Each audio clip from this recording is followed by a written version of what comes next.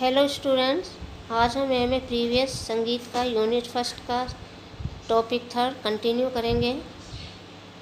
पिछले वीडियो में हमने श्रुति स्वर स्केल पर पंडित भातखंडे जी और पंडित ओंकारनाथ ठाकुर जी के विचार, श्रुति संबंधी विचार देखे थे। आज हम ललित किशोर सिंह के श्रुति संबंधी विचार देखेंगे।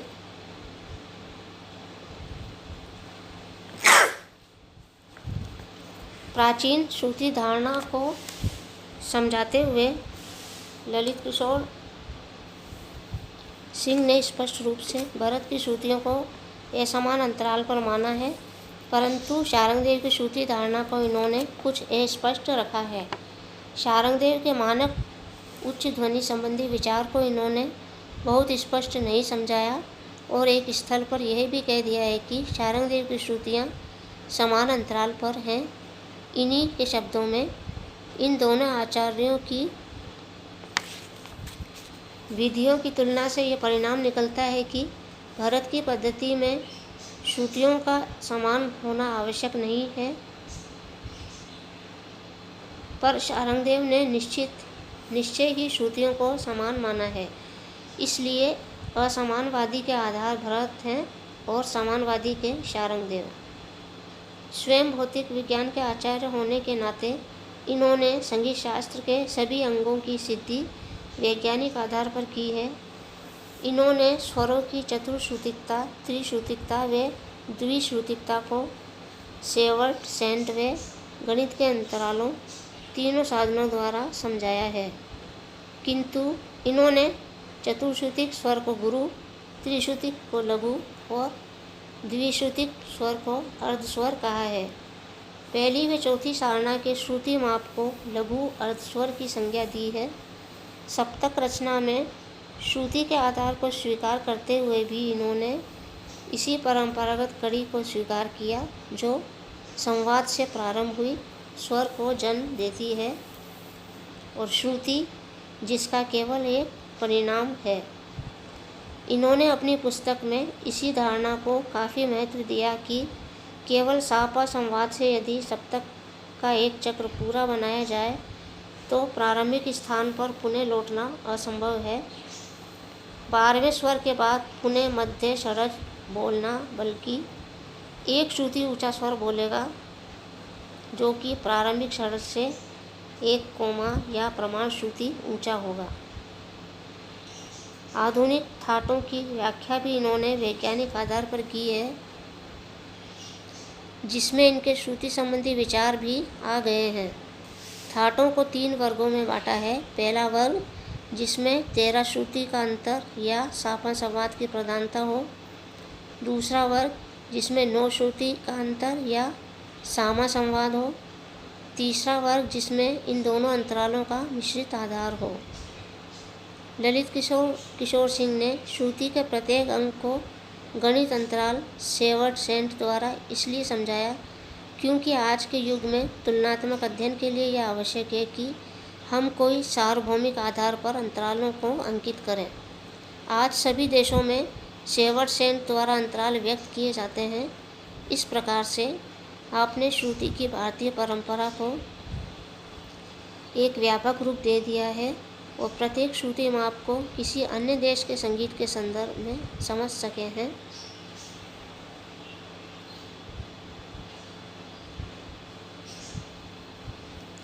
इनकी विचारधारा में कहीं किसी की कटु आलोचना नहीं है, बल्कि बड़े सरल स्पष्ट ढंग से श्रुति की धारणा को समझाने का प्रयास किया है। भौतिक विज्ञान के ज्ञाता होने के कारण आपके इस योगदान को बहुत अधिक महत्वपूर्ण माना जाता है। 301 सप्तक सेवट की गणित के हिसाब से इसमें गुरु स्वर होगा 51.1 बराबर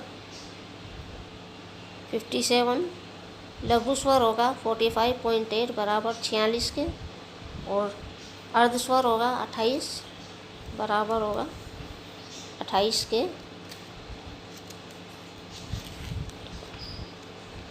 सेंट के हिसाब से सप्तक 1200 सेंट, इसमें होगा गुरु स्वर 203.7, लघु स्वर होगा 182.6 और अर्ध स्वर होगा 111.6।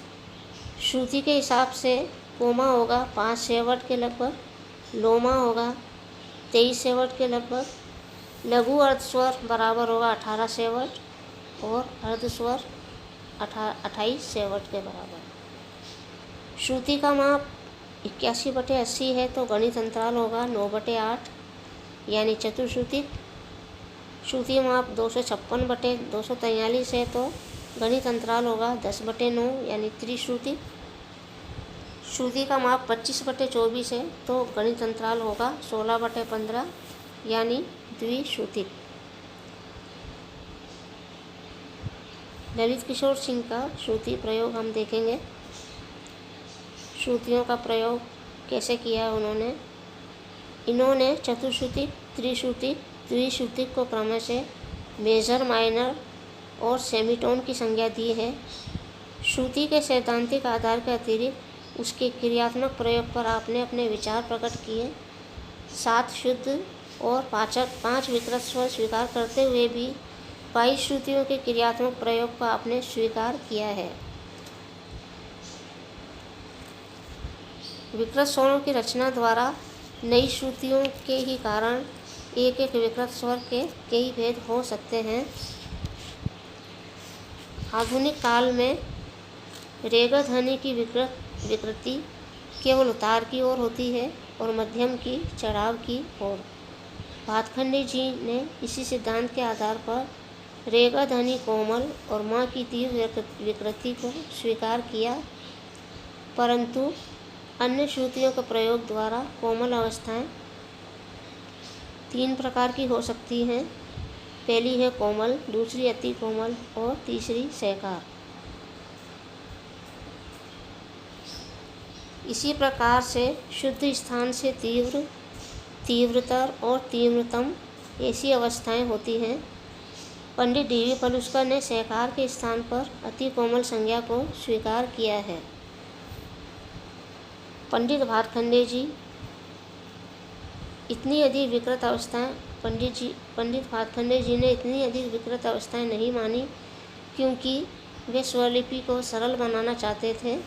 इसलिए उनकी स्वरलिपि में कोमल, तीव्र ऐसी 2 ही संज्ञाओं को स्थान मिला है।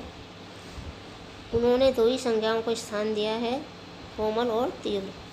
सरलता की दृष्टि से साधारण गायकी में अति विकृत स्वरों का व्यवहार नहीं होता, परंतु घरानेदार गायकी में इन सूक्ष्म प्रयोगों का बहुत महत्व है और इसी के आधार पर विभिन्न घरानों के स्वर लगाव की अपनी एक विशिष्ट शैली है। पंडित डी.वी. पलुस्कर ने 18 विकृत स्वर माने, जिसका प्रयोग इन्होंने रागों की स्वरलिपि में किया। इन 18 स्वरों के अतिरिक्त इन्होंने एक अति कोमल ऋषभ भी माना। ललित किशोर सिंह ने अपने समय के अन्य संगीतकारों के भी श्रुति संबंधी विचार दिए हैं। पूना के असरकर जी ने पूरे 22 स्वरों को 22 श्रुतियों पर दिखाया। अव्वल की परंपरा जो है, यह अव्वल की परंपरा है। इन्होंने यह भी लिखा कि कौन सी राग में स्वर की कौन सी विकृत अवस्था काम में आती है। जैसे शुद्ध रे, जिसे इन्होंने सा से 3 श्रुति दूर माना है, यह राग विभास में लगता है। और चतुर्श्रुतिक रे, जिसे इन्होंने तीव्र रे कहा, यमन कल्याण में लगता है। गणित और भौतिक विज्ञान का आधार लेकर एल.के. सिंह ने आधुनिक काल के श्रुति प्रयोग को स्पष्ट ढंग से समझाया है कि सापा हमेशा अपनी अचल अवस्था में ही रहते हैं। षड्ज सप्तक के पूर्वांग का आधार स्वर है। राग में विकृत स्वरों के अनेक भेदों में से किसी एक का ही प्रयोग हो सकता है। इन्होंने दक्षिणात्य पद्धति के श्रुति प्रयोग पर भी विचार प्रकट किया। गमक की शैली में श्रुतियों का अधिक प्रयोग स्वाभाविक है। सुब्रमण्यम अय्यर का मत है कि दक्षिणात्य गायकी में राग भाव के लिए भिन्न भिन्न श्रुतियों पर स्थित स्वर काम में आते हैं। इन्होंने ये भी बतलाया कि जिन स्वरों पर ध्वनि का ठहराव होता है वे उनका स्वर हमेशा इष्ट होगा।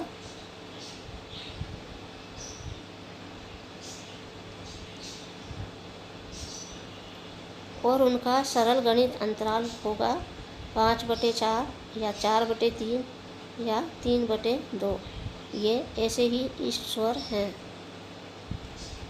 दक्षिणार्थ संगीत के रामचंद्रन ने भी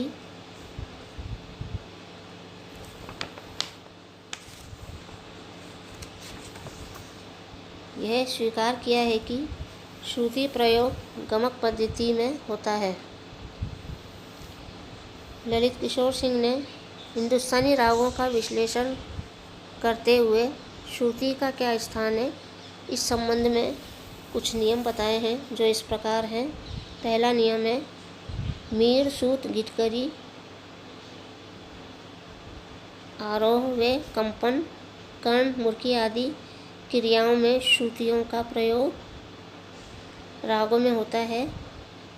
प्रवेशक स्वरों से जब मुख्य स्वरों पर जाते हैं तब भी श्रुतियों का प्रयोग होता है, जैसे गा मा, मा पा, नीसा लेते समय।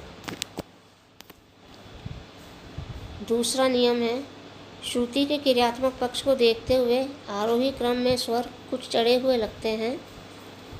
तीसरा है जिन स्वरों पर ध्वनि का ठहराव होता है उन्हें लीनक स्वर कहते हैं। इन स्वरों में संवाद अवश्य होगा और इस स्थिरता के कारण इसमें आसपास की श्रुतियों का प्रयोग कम होगा। नेक्स्ट नियम है वादी संवादी की परंपरा इन्हीं लीनक स्वरों की परंपरा से उत्पन्न हुई है। पांचवा है लुप्ताचार। लुप्ताचार क्या है? इसमें जब स्वर वर्जित होते हैं तो अंतिम स्वर अवश्य आरंभ के स्वर से संवाद करेगा। नेक्स्ट नियम है पदाचार। इसमें स्वरों का वर्जित अर्थात लंघन नहीं होता, परंतु स्वर को छूकर निकलने की प्रकृति होती है। ऐसी अवस्था में आरोहात्मक रूप में स्वर थोड़े से चढ़ जाते हैं। पदाचार की रीति से यदि सारे ग लिया जाए तो प्राय गंधार भी थोड़ा चढ़ जाएगा। इस प्रकार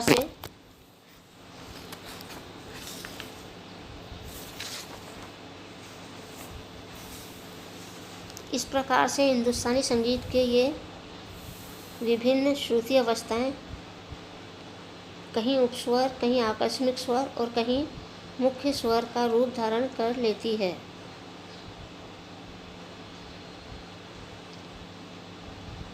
स्थूल शास्त्र के विचार से हम अवश्य संगीत को 12 स्वर में सीमित कर देते हैं, परंतु हिंदुस्तानी संगीत के समस्त राग इन 12 स्वरों में नहीं बांटे जा सकते।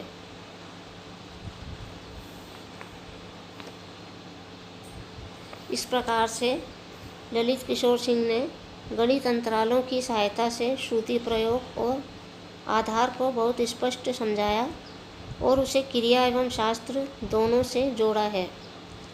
विभिन्न क्रियाओं द्वारा श्रुति के विभिन्न रूप सामने आते हैं, जिन्हें या तो अनुभूति द्वारा समझा जा सकता है या गणित अंतराल के आधार पर उनका अंतराल निकाला जा सकता है। ये था विद्यार्थियों भातखंडे जी, ओंकारनाथ ठाकुर और ललित किशोर सिंह जी के श्रुति संबंधी विचार। इसकी PDF के लिए डिस्क्रिप्शन पर लिंक करके PDF प्राप्त कर सकते हो, डाउनलोड कर सकते हो।